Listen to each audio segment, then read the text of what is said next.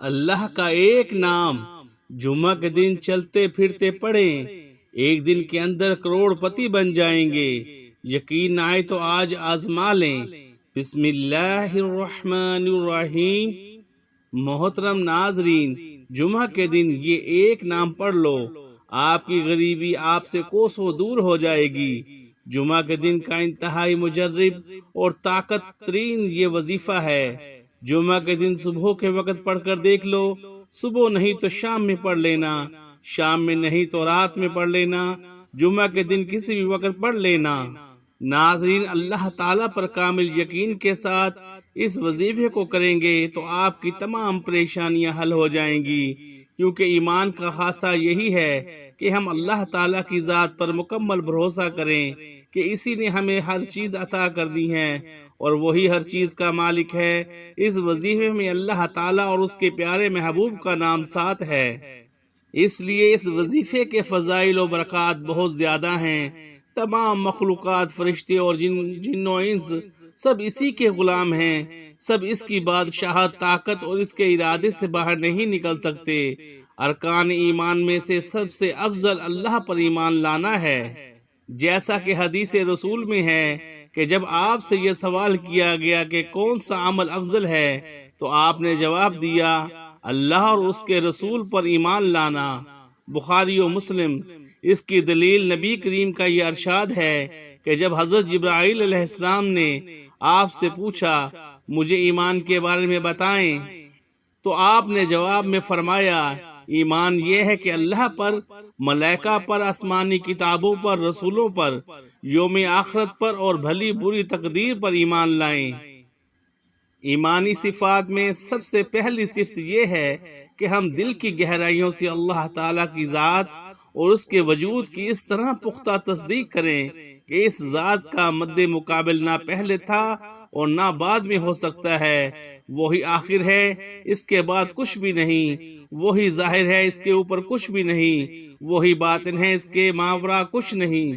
وہی زندہ قیوم تھامنے والا، احد یکتا اور صمد بے نیاز ہے، جس کی نہ کوئی اولاد ہے اور نہ کسی کی اولاد اور اس کا مد مقابل کوئی نہیں۔ الاخلاص، نیز یہ تصدیق کرنا کہ وہ اپنی الوہیت، ربوبیت اور اسماء و صفات میں یکتا ہے، اس کا کوئی شریک نہیں۔ تمام ظاہری و باطنی اور قولی و عملی عبادتوں کو صرف اللہ تعالیٰ کے لیے خاص کرنا، اس کے علاوہ ہر چیز سے عبادت کی نفی کرنا، خواہ ملائکہ اور رسول ہی کیوں نہ ہو۔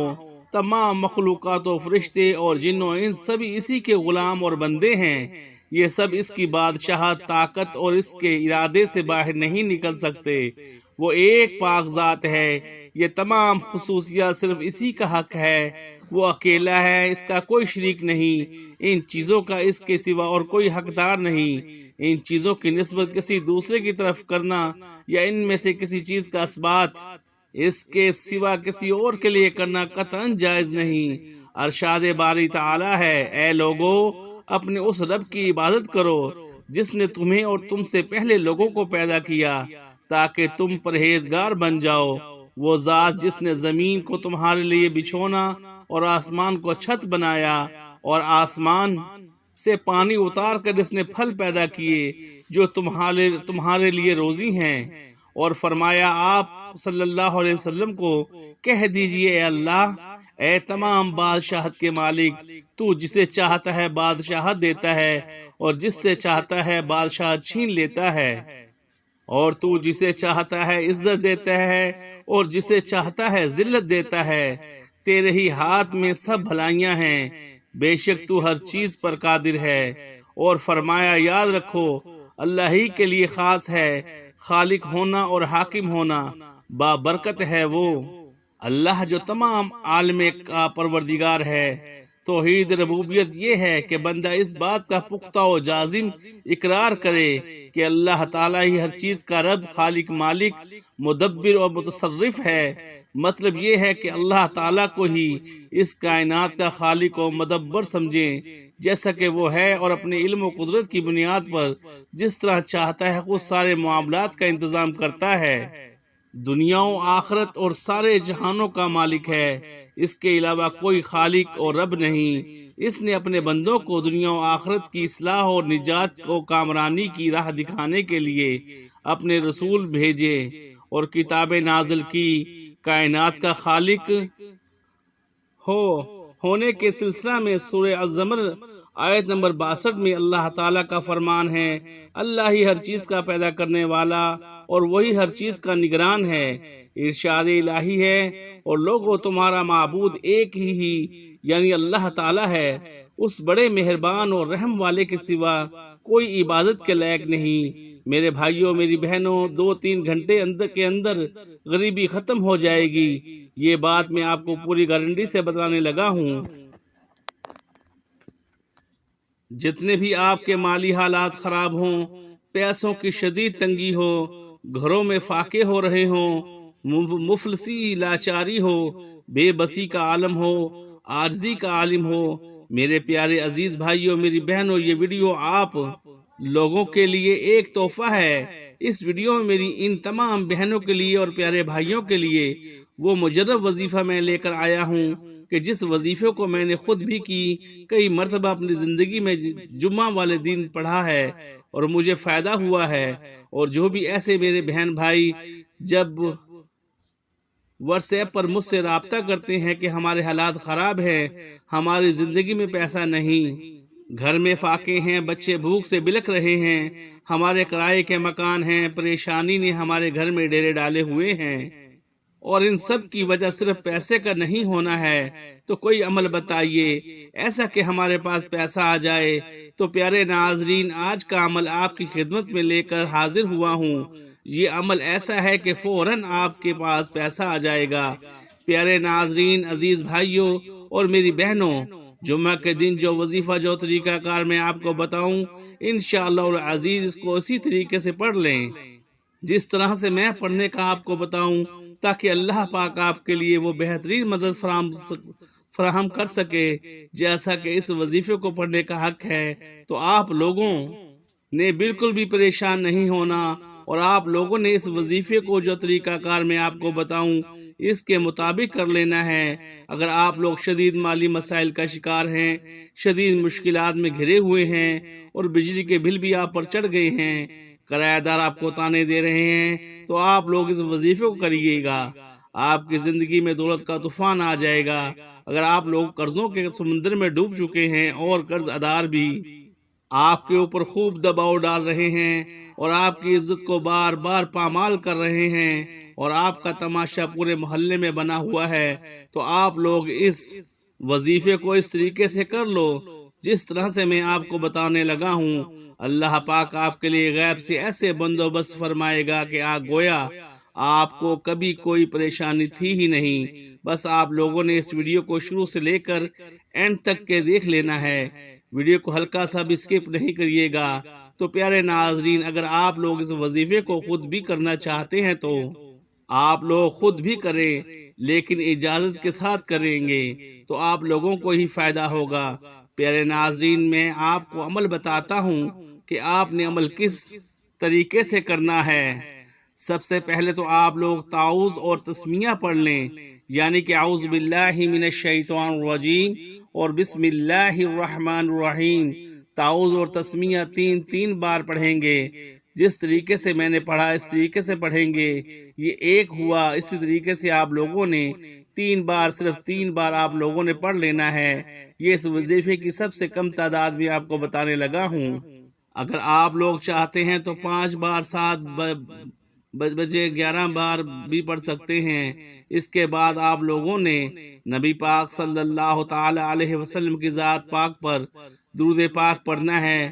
چھوٹے سے چھوٹا درود جیسے کہ صلی اللہ علیہ وآلہ وسلم یا صلی اللہ علی محمد، یہ بھی پڑھ سکتے ہیں۔ اور اگر آپ لوگ چاہتے ہیں کہ آپ لوگ افضل ترین درود پاک یعنی کہ درود ابراہیمی پڑھیں، تو آپ لوگ اس درود کو بھی پڑھ سکتے ہیں۔ تو لہٰذا آپ لوگوں نے ایک بار حصول برکت کے لیے میرے ساتھ بھی پڑھ لینا ہے۔ اللہم صلی علی محمد وعلی آل محمد كما صليت على إبراهيم وعلى آل إبراهيم إنك حميد مجيد۔ اللهم بارك على محمد وعلى آل محمد كما باركت على إبراهيم وعلى آل إبراهيم إنك حميد مجيد۔ پیارے ناظرین، جب آپ لوگوں نے درود ابراہیمی کو 3 بار پڑھ لیا، یا پھر آپ لوگ اگر چاہیں تو 5 بار پڑھ سکتے ہیں، آپ لوگ چاہے تو 7 بار پڑھ سکتے ہیں، آپ لوگ چاہے تو 11 بار بھی پڑھ سکتے ہیں، چونکہ اس درود پاک بھی اللہ پاک نے وہ تاثیر رکھی ہے کہ جب کوئی مسلمان، کوئی ایمان والا مسلمان درود پاک پڑھتا ہے تو اللہ پاک کی 10 رحمتیں اس کے اوپر نازل ہونا شروع ہو جاتی ہیں۔ تو آپ لوگ جب 11 بار پڑھیں گے تو اللہ پاک کی 111 نعمتیں آپ کے اوپر موسلا دھار بارش کی طرح برسنا شروع ہو گئی، اور اب جب وہ رحمتیں آپ پر برس رہی ہیں تو آپ تصور کریں کہ آپ کی دعا کیسے رد ہو سکتی ہے۔ جب آپ لوگ اول و آخر درود ابراہیمی 11 بار پڑھ لیں گے تو ناکامی کا سوال ہی پیدا نہیں ہوتا۔ جب آپ لوگ اس وظیفے کو 1 بار کر لیں گے تو اگلا جمعہ آنے کا انتظار کریں گے کب اگلا جمعہ آئے اور ہم لوگ دوسری بار اس وظیفے کو کریں، کیونکہ یہ وظیفہ انتہائی مجرب اور باکمال عمل ہے۔ آپ لوگ اس وظیفے کو جمعہ کے علاوہ بھی کر سکتے ہیں، اس میں بھی کوئی معاملت نہیں، لیکن میں آپ سے یہی کہوں گا کہ جمعہ کے دن ضرور اس عمل کو کریں، چاہے تو فجر نماز کے بعد کریں، چاہے تو ظہر کی نماز کے بعد کریں، چاہے تو عصر کی نماز کے بعد کریں، چاہے تو مغرب کی نماز کے بعد کریں، چاہے تو عشاء کی نماز کے بعد کریں، اور چاہے تو تہجد کی نماز کے بعد کریں۔ تہجد کے وقت جب کریں گے تو یہ زیادہ افضل ترین وقت ہوگا، لیکن میں آپ کو 3 اوقات ایسے بتا دوں کہ جب آپ لوگ ان 3 اوقات میں سے ایک اوقات میں اس عمل کو کر لیں گے تو اس کی تاثیر زیادہ ہوگی اور آپ کو حصول برکت میں مدد ملے گی۔ تو آپ لوگ اگر فجر کی نماز کے بعد یا تہجد کے وقت یا پھر آپ لوگ مغرب اور عشاء کے درمیان اس عمل کو کر لیتے ہیں تو یہ آپ کے لیے زیادہ افضل وقت رہے گا، یا پھر اگر آپ لوگ اتوار کے دن اس عمل کو کرنا چاہتے ہیں تو کر سکتے ہیں، اور جب آپ لوگ کریں گے تو انشاءاللہ اس کی زیادہ برکات آپ کو حاصل ہوں گی۔ تو پیارے ناظرین، آپ لوگوں نے عمل کس طریقے سے کرنا ہے ذرا ملاحظہ کر لیں۔ جب آپ لوگوں نے 3 بار تعوذ اور 3 بار تسمیہ اور 11 بار درود ابراہیمی اول پڑھ لیا، اس کے بعد آپ لوگ وہ کلمون سے کلمات پڑھیں گے۔